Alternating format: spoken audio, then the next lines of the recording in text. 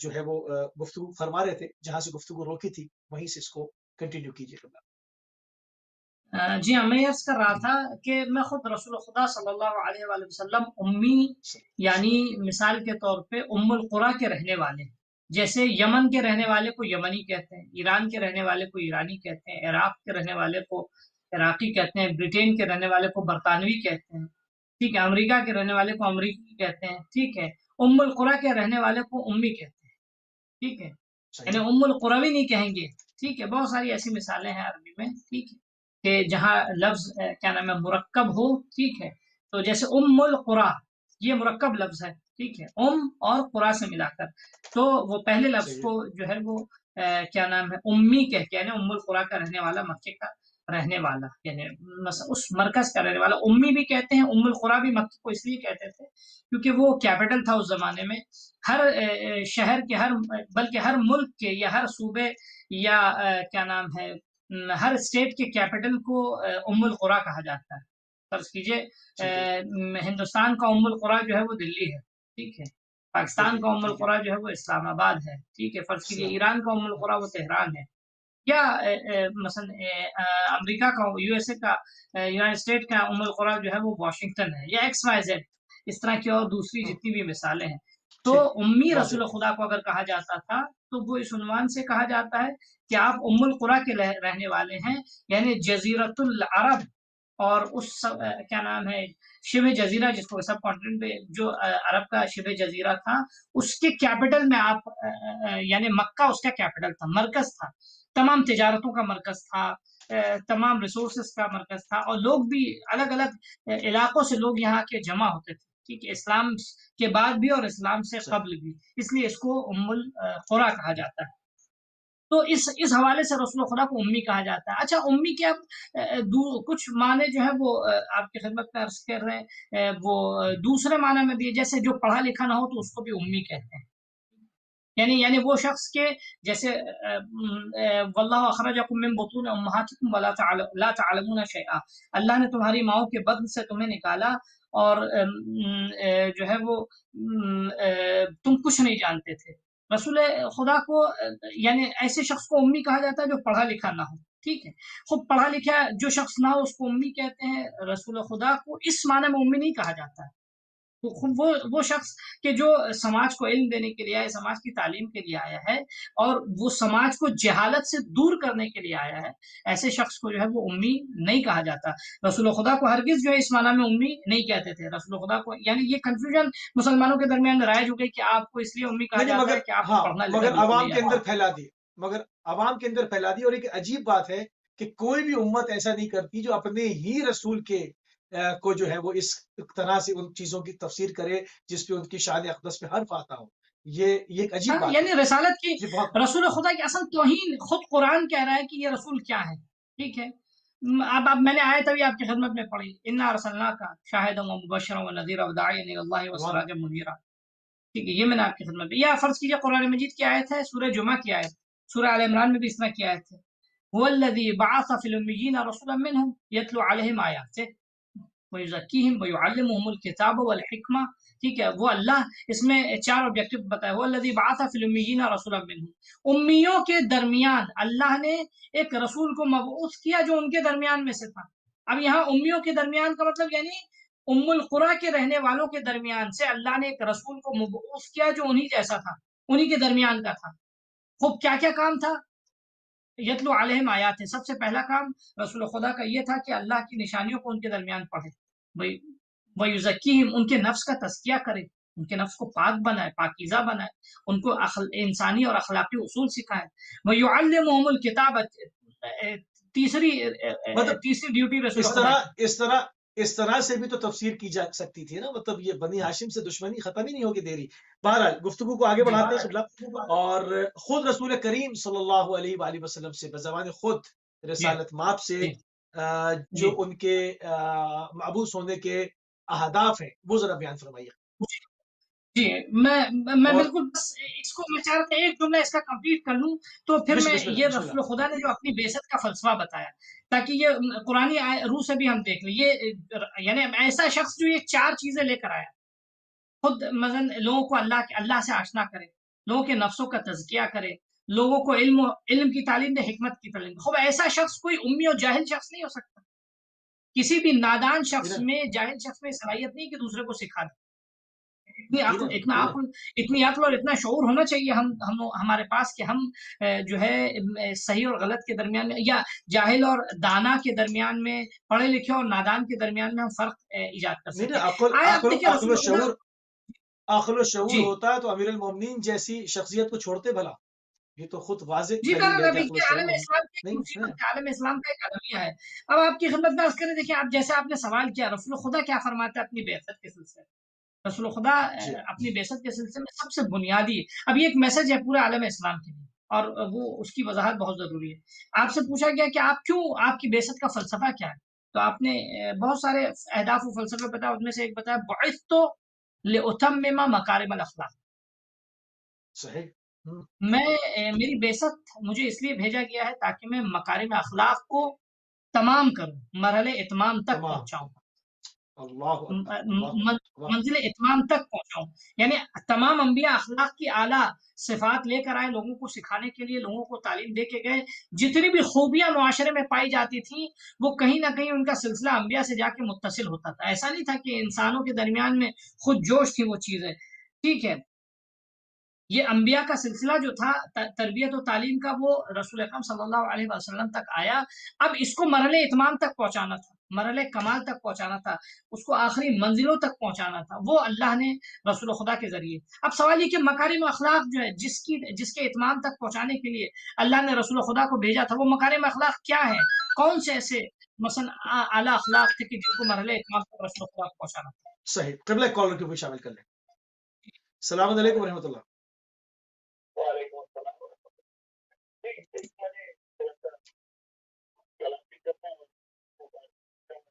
جی جی بہت شکریہ۔ جی جی بسم اللہ فرمائیے۔ وعلیکم السلام ورحمۃ اللہ وبرکاتہ۔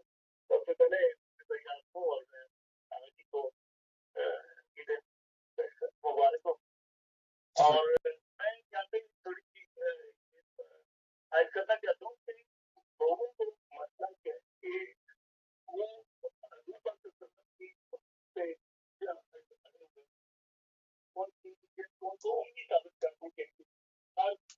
کوشش کریں، جبکہ خود فرماتے ہیں کہ میں علم کا شاعر اور حدیث کا دروازہ۔ بہت خوب۔ یہ کیوں نہیں؟ حدیث پہ تو نہیں زیادہ اس کو اہمیت دیتے ہیں۔ حدیث سے بنو امیہ کا رنگ غالب ہے نا، بنو امیہ کا رنگ امت پہ غالب ہے، اس وجہ سے۔ بہت شکریہ، بہت شکریہ، بہت شکریہ، جزاک اللہ۔ السلام، التماس دعا۔ جی قبلہ تیزی کے ساتھ آگے بڑھیں گے۔ جی بسم اللہ فرمائیے۔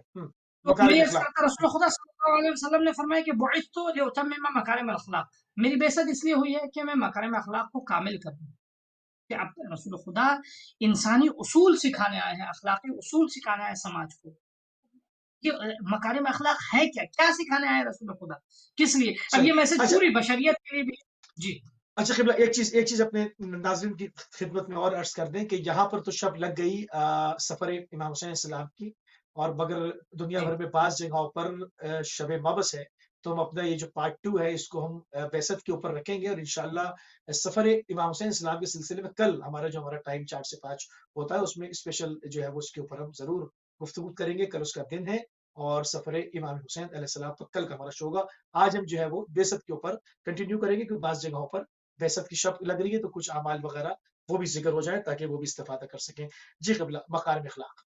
جی اب کیونکہ سب کانٹیننٹ میں اور بعض ہندو پاک کے بعض علاقوں میں، اکثر علاقوں میں آج جو ہے وہ گویا 27 کی شب ہے، اور کچھ علاقوں میں آج 28 کی شب ہے۔ تو بہرحال آج 27 کی شب کے لحاظ سے جو ہے یہ پروگرام ہو رہا ہے، انشاءاللہ کل تفصیل سے آپ کا پروگرام ہوگا وہ سفر امام حسین علیہ السلام۔ تو میں یہ عرض کر رہا تھا کہ یہ بعثت لأتمم مکارم الاخلاق، یعنی رسول خدا کہہ رہے ہیں کہ میری بعثت اس لیے ہوئی ہے کہ میں لوگوں کو اعلیٰ اخلاق تمام ان کے یعنی اتمام کے مرحلے پہ پہنچاؤں اور وہ سکھا کے جاؤں۔ وہ خود اب سوال یہ آتا ہے کہ خوب یہ کون سے اعلیٰ اخلاق ہے؟ کیونکہ رسول خدا اصل میں کس لیے آئے تھے؟ رسول خدا آئے تھے سماج سے تباہیوں کو ختم کرنے کے لیے، रसूल खुदा आए थे समाज से झगड़ों को खत्म करने के लिए। खत्म तो रसूल खुदा सल्लल्लाहु अलैहि वसल्लम आए थे समाज में जो खानदानी या कबीलाई या मिसाल के तौर पे जो नाचाकियां थी उसको खत्म करने के लिए आए थे। रसूल खुदा आए थे समाज में मसलन जुल्म और बर्बरियत के खात्मे के लिए आए थे। ठीक है, देखिए बुरा, मैं एक जुमला अर्ज करता चलूं फिर वो हदीस आपकी खिदमत में पेश करूंगा ताकि नाजरीन उसको समझ सके। बुराई जो है वो चेन की तरह होती है। फर्ज कीजिए क्या नाम है, मैंने किसी के साथ की, मेरे साथ कोई करेगा, फिर उसका जवाब, फिर उसका जवाब, फिर उसका जवाब, ये सिलसिला चलता रहता है। खूब हर बुराई को खत्म करने के लिए सबसे पहले इस चेन को तोड़ना पड़ेगा। फर्ज कीजिए मेरे साथ किसी ने जुल्म किया, हम भी जवाबी कार्रवाई में अगर जुल्म करेंगे तो कभी भी जुल्म का खात्मा नहीं होगा, कभी नहीं होगा, एक सिलसिला शुरू मेरे हो साथ किसी ने नाइंसाफी की, मेरे साथ साथ किसी ने नाइंसाफी की तो हम नाइंसाफी का बदला जो है, अलबत्ता दुनिया में ऐसा होता है, बहुत से लोग मिसाल के तौर पे फर्ज कीजिए लाखों करोड़ों रुपए रिश्वत दे के किसी शोबे तक पहुंचते हैं, अब उसके बाद लोगों को निचोड़ते हैं कि मैं रिश्वत दे के इस कुर्सी पे आया हूं तो अब यहाँ से मुझे आवाम से निचोड़ना होगा, यानी कहीं का खुमार कहीं निकालते हैं। ये सारी चीजें थी, यानी ये खुद वो काम गलत था उनका, भी दूसरे बड़े काम के जरिए अपने गलत काम को सही करना चाह रहे हैं। कहने का मकसद ये है कि जुल्म का खात्मा जो है वो जुल्म के जरिए हरगिज नहीं होता। अब देखिए ये मकारिम अल अखलाक है क्या, मैं एक हदीस रसूल अकरम सल्लल्लाहु अलैहि वसल्लम की पेश करूंगा और एक इमाम सादिक अलैहिस्सलाम की, ताकि बात मुकम्मल तौर पे वाज़ हो जाए। लेकिन मकारिम अखलाक के सिलसिले में रसूल खुदा सल्लल्लाहु अलैहि वसल्लम फरमाते हैं कि अलैकुम बि मकारिम अल अखलाक, तुम सबों पे वाजिब है, तमाम मुसलमानों को रसूल खुदा कह रहे हैं तुम सबों पर वाजिब है कि तुम मकारिम अखलाक से खुद को आरास्ता करो। फ़इन्नल्लाह अज़्ज़ व जल्ल बअसनी बिहा, बेशक अल्लाह ने मुझे मकारिम अखलाक के हमरा भेजा है। व इन्ना मिन मकारिमिल अखलाक, और आप फरमाते हैं मकारिम अखलाक बहुत सारी चीजें हैं, लेकिन उनमें से जो सबसे बुनियादी है, सबसे मेन है, मिन मकारिमिल अखलाक है अन यअफ़ु अर्रजुलु अम्मन ज़लमा, अगर किसी शख्स के ऊपर किसी ने जुल्म किया है और ज्यादती की है, तो मकारिम अखलाक ये है कि जिस पर जुल्म हुआ है वो जुल्म करने वाले को माफ कर दे। अलबत्ता उस वक्त माफ करे कि जब जुल्म करने वाला अपने जुल्म से जो है नादिम हो, जुल्म से जो है, जुल्म से नादिम और शर्मिंदा, उसने गलती की, ठीक है, वो नादिम है। अन यअफ़ु अर्रजुलु अम्मन ज़लमा, उसको माफ कर दे जिसने उस पर जुल्म किया। व युअति मन हरमा, जिसने उसको महरूम किया था, कल वो मोहताज था, उसको जरूरत थी, साहिब जर के पास गया, उसने नहीं दिया, ठीक है, आज ये मालदार हो गया है, वो मोहताज है। मासूम रसूल खुदा फरमाते हैं युअति मन हरमा, जिसने बहुत से खानदान वाले हैं अपने रिश्तेदारों का हक मार के बैठ गए, खा लिया उन्होंने, खुदा ना करे मोमिनीन इस वबा में मुब्तला हों, मोमिनीन को खुदा इस वबा के शर से महफूज रखे, ठीक है, इंशाल्लाह कोई भी अपने रिश्तेदार अपने अजीज का हक ना खाए, एक बालिश भर भी जो है वो क़यामत में और कब्र में तबाही का सबब बनेगा। तो खुलासा बहुत से लोग होते हैं नहीं जानते, दीन से आशना नहीं है, लूट लिया, माल खा लिया अपने अजीज का। खुदा फरमाते हैं कि युअति मन हरमा, जिसने तुमको महरूम किया तुम वैसे ना बनो, तुम उसको दो। उसके बाद फरमाते हैं वह यज़िल्लु मन क़तअ। कबला कॉल ले लूं? जी जी प्लीज, बिस्मिल्लाह जी। अस्सलाम वालेकुम रहमतुल्लाह। वालेकुम अस्सलाम, नमाज पढ़कर कराना भाई। जी जी आगा साहब, बिस्मिल्लाह। तो मैं मौलवी चाहता हूँ कि 70 में थोड़ा सा जी जी फरमाइए। मैं भी हम भी कुछ करना चाहते हैं। बिस्मिल्लाह। तो असूले बरकत करिए और असूले स्वाब करिए, चाहता शायद दुआ मौका नबी सल्लल्लाहु अलैहि वसल्लम का है, अगर इजाजत दे तो मुझे मंसूर के चाहता शायद बिस्मिल्लाह, अगर एक दो पर इक्तिफा कर लें क्योंकि जी जी जी बिस्मिल्लाह। अल्लाह सल्लल्लाहु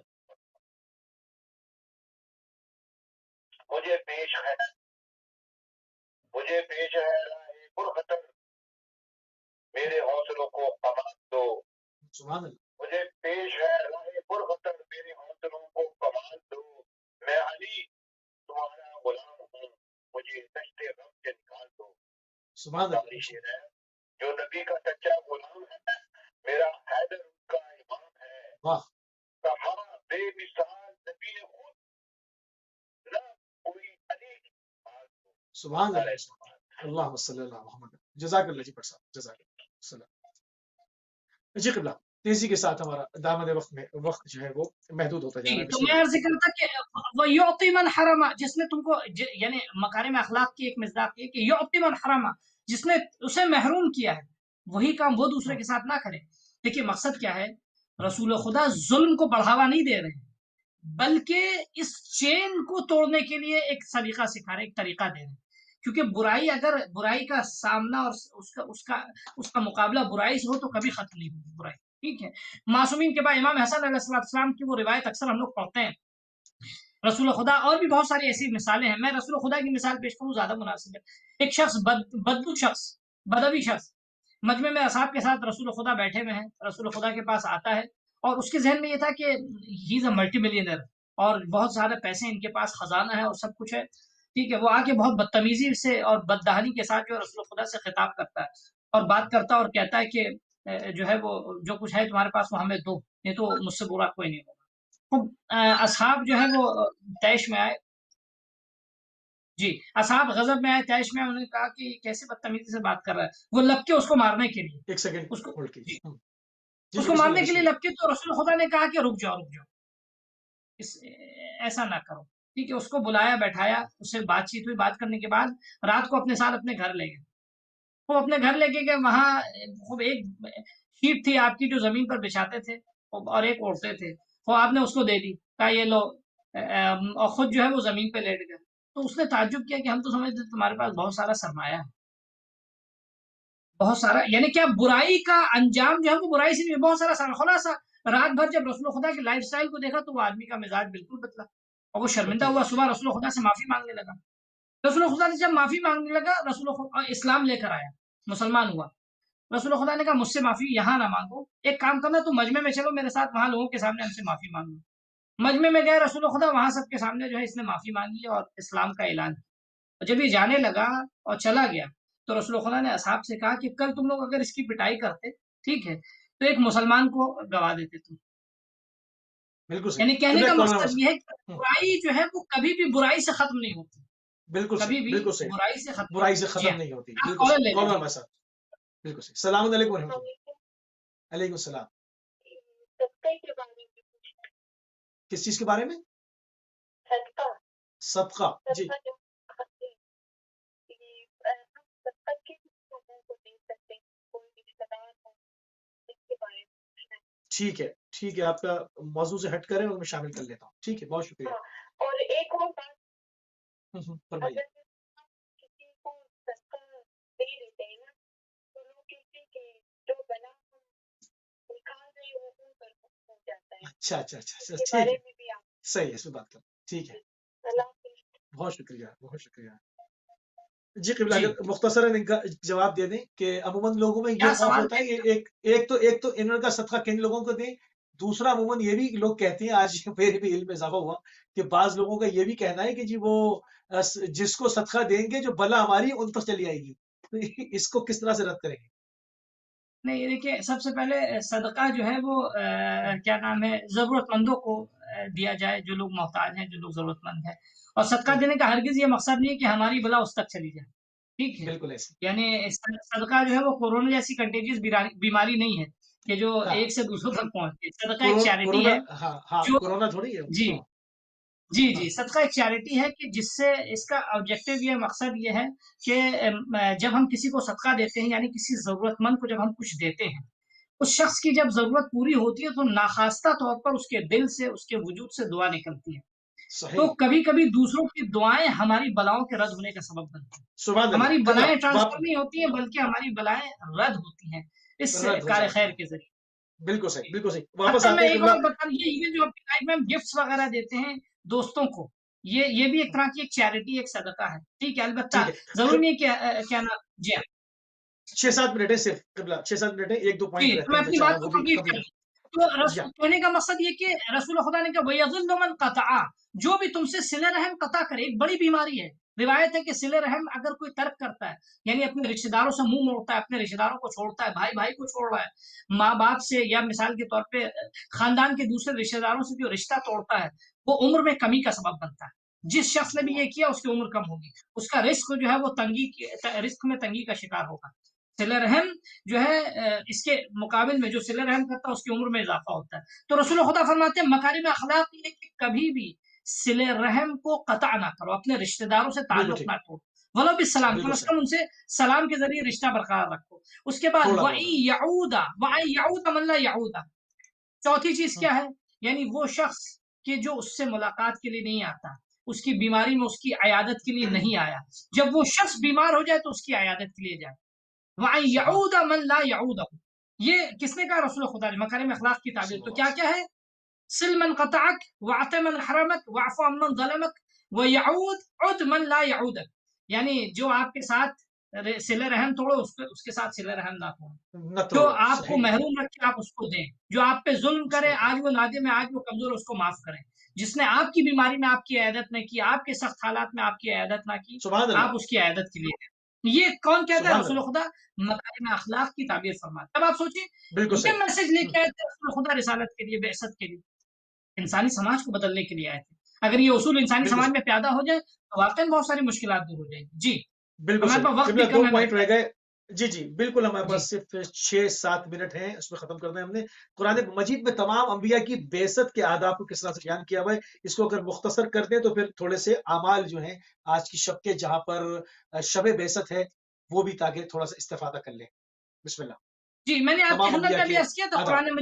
قرآن مجید میں جو اللہ نے کیا نام ہے بعثت کے جو اہداف بیان کیے، اس میں کیا تھا؟ ایک ہدف یہ تھا کہ لِيَقُومَ النَّاسُ بِالْقِسْطِ، تاکہ لوگ جو ہے وہ عدل و انصاف لوگوں کے درمیان میں رائج ہو جائے، سماج سے فساد، ظلم، بربریت اور کیا نام ہے تباہی یہ ختم ہو جائے. اور دیکھیے جب تک صحیح، سماج میں ظلم و بربریت و فساد رہے گا، تباہی رہے گی، سماج کبھی بھی ترقی نہیں کر سکتا، سماج میں خوشحالی نہیں آ سکتی. سماج میں سکون، کسی گھر میں خوشحالی و سکون اس وقت آتا ہے جب گھر میں ظلم نہ ہو. کہیں بھی اگر ذرہ برابر رتی برابر بھی ظلم ہوتا ہے جس گھر میں، جس معاشرے میں، اس گھر میں کبھی بھی سکون نہیں آ سکتا. انبیاء کا بالکل صحیح، بنیادی ہدف اور مقصد ان کے بعثت کا اور ان کے آنے کا کیا تھا؟ ایک تو یہ سماج سے ظلم ختم ہو جائے، سماج میں لوگ عدل و انصاف کے عادی ہو جائیں، سماج میں لوگ یعنی مثلا خود پروری سے خدا پروری کی طرف، خدا کی پرستش کی طرف آ جائیں، سبحان اللہ، یعنی سبحان خود اللہ، پرستی سے سبحان خدا پرستی کی طرف آ جائے، خدا کی عبادت کی طرف آ جائے، اللہ، خدا عبادت کے کی طرف مطیع آ اور جائیں. فرما سبحان اللہ، بردار ہو جائے، ان کے اندر سلیقے اطاعت پیدا ہو جائے. یہ تھا. اور انسانی سلیقہ ان کے اندر آ جائے، انسانی زندگی کے جو اصول ہے، ٹھیک ہے، وہ ان کے اندر آ جائے، اقدار آ جائے. میں نے عرض کیا آپ کی خدمت میں مولا کائنات کا جو خطبہ ہے، پہلا خطبہ نہج البلاغہ کا، اس میں باقاعدہ جو ہے وہ انبیاء کی بعثت کا ایک فلسفہ بیان کیا تھا. اس میں کیا تھا؟ ایک فلسفہ یہ تھا کہ ان کو سلیقہ زندگی سکھائیں. اور ایک بالکل صحیح، آخری فلسفہ جو سب سے اہم ہے، جس کی طرف امام کاظم علیہ السلام نے بھی اشارہ کیا، مولا السلام علیہ کائنات نے بھی وسلم. اشارہ کیا، وہ کیا تھا؟ بعثوا لیثیروا دفائن العقول. انبیاء کی بعثت سبحان اس اللہ، لیے ہوئی ہے تاکہ لوگوں کی چھپے ہوئے عقل کے خزانوں کو آشکار کر دیں، آشکار کر دیا. سبحان اللہ. قبلہ تھوڑے سے یعنی لوگوں اعمال کی فکری آج کی شب کے. تربیت اور پرورش کے لیے انبیاء کو اللہ نے بھیجا. جی بالکل صحیح. جی قبلہ اعمال کے اوپر صرف 3 منٹ میرے پاس. جی جی جی. آج کی شب کے اعمال. بسم اعمال اللہ. کے سلسلے میں دیکھیں، بہرحال کچھ تو شب مبعث کے کچھ نمازیں، امام جواد علیہ السلام سے روایت ہے کہ آج کی شب مبعث کی 12 رکعت نماز ہے. اگرچہ مستحب نمازوں میں کیا نام ہے جو ہے تسامح ہے فی السنن میں کہ آپ 2 رکعت نماز صبح کی طرح بھی پڑھ سکتے ہیں، لیکن بہتر یہ ہے کہ مثال کے طور پہ ہر رکعت میں سورہ الحمد اور پھر سورہ قل اللہ پڑھیں، اور پھر یعنی ہر دو رکعت پہ سلام، جیسے نماز صبح پڑھتے صحیح ہیں. ہے، اس کے بعد پھر ٹھیک 7 ہے. مرتبہ سورہ قل اللہ، 7 مرتبہ سورہ انا انزلنا، 7 مرتبہ آیت الکرسی، 7 مرتبہ جو ہے سورہ فلق، 7 مرتبہ سورہ کافرون، اور یہ تمام سورے ہیں، یہ 7 مرتبہ، یہ آج شب کے اعمال ہیں. پھر اس کے بعد بعثت کے دن کے اعمال یہ ہے، کل کے دن غسل کرنا صبح مستحب ہے، اچھے صاف ٹھیک ستھرے ہے. کپڑے پہنے. اس کے بعد جو ہے جہاں وہ پر جہاں آپ کی خدمت میں جہاں پر بعثت ہے، جہاں پر یوم جی بعثت، بعثت ہے، جہاں پر سفر جہاں امام یوم حسین لگ گیا تو جہاں وہاں یوم کے دن. بعثت ہے جی، ٹھیک ہے، وہاں تو دن گزر گیا. اس کے بعد پھر ٹھیک ہے. روزہ رکھنا آج کے دن کا مستحب ہے، یعنی وہ آج کے دن یعنی بعثت کے دن کی عبادت 70,000 سال کی عبادت کے برابر ہے. البتہ میں عرض کروں 70,000 سال جو ہے وہ واجب عبادتوں کے برابر نہیں ہے. یہ مستحب ٹھیک ہے. عبادتوں کا ثواب 70,000 جتنا انسان کرتا ہے، اور اتنا جو ہے وہ ایک دن کی عبادت اور روزے میں انسان کو حاصل ہو سکتا ہے. ٹھیک ہے. اور اس کے بعد کیا نام ہے نماز ہے زوال کے وقت، خاص دعا ہے، زیارت امیر المومنین ہے کل کے دن کی مبعث کی ٹھیک ہے مفاتیح الجنان میں موجود ہے، زیارت رسول خدا صلی اللہ علیہ وآلہ وسلم ہے مبعث کے دن کی، صلی اللہ علیہ اور ایک وسلم خاص دعا ہے جو مفاتیح میں بھی موجود ہے، اقبال الاعمال اور دوسری کتابوں میں بھی موجود ہے، کہ جو ٹھیک ہے اس دن کی ہے یعنی وہ تمام اعمال کا ایک خلاصہ یہ ہے، گویا انسان محراب عبادت میں سجدہ عبادت میں خدا کا شکر کرے کہ خدایا تو نے اسلام جیسی عظیم نعمت سے ہمیں نوازا، سبحان اللہ سبحان اللہ. اچھا جس کچھ میں جو ہم جلدی میں انسانوں کیونکہ کو وقت کیونکہ وقت کم تھا، اگر کچھ اور اعمال رہ گئے ہیں تو لوگوں کو کیا کہیں گے کہ مفاتیح جنا کی طرف مفاتیح جو ہے جنان وہ ہے، دیکھ لیں. مفاتیح الجنان ہے، حتیٰ جن لوگوں کے پاس مفاتیح نہیں ہے تحفۃ العوام ہے اس میں، یا جو اس میں لوگ دیکھ لیں. موبائل رجوع وغیرہ کر لیں یوز اسے. کرتے ہیں تو آج کل موبائل میں بھی بہت سارے ایپس ہیں جس بالکل میں ٹھیک ہے وہ مبعث بالکل کے ٹھیک ہے اعمال موجود ہیں. تو یہ مختصر ٹھیک ہے. اعمال تھے جو میں نے آپ کی خدمت میں بیان کر دیے. بارگاہ خدا میں دعا ہے بہت کہ شکریہ خدایا قبلہ ہمیں انشاءاللہ توفیق عطا کرے کہ ان ایام کی الہی برکتوں سے مستفید ہو الہی. جائے جزاک اللہ قبلہ، انتہائی مشکور ہیں اور انتہائی ممنون ہیں کہ آپ نے ایک مرتبہ پھر اپنا قیمتی ٹائم ایلیویٹ ٹی وی کو دیا. بہت شکریہ قبلہ. جزاک اللہ. السلام. جی ناظرین، آپ سماعت فرما رہے تھے حجت الاسلام مولانا مرزا عسکری صاحب کو کویت سٹی سے، اور یوم مبعث رسول کریم صلی اللہ علیہ وآلہ وسلم کے اوپر گفتگو کا سلسلہ جاری و ساری تھا، جو کچھ تاریخوں نے، جو کوئی مورخین نے، محدثین نے قلم بند کیا، اس کا نچوڑ پوری کوشش کر رہے تھے کہ آپ کی خدمت میں پیش کریں. ہمارے پروگرام کا وقت تمام ہوا اور اس کے اوپر انشاءاللہ ہماری جو ہے وہ ٹرانسمیشن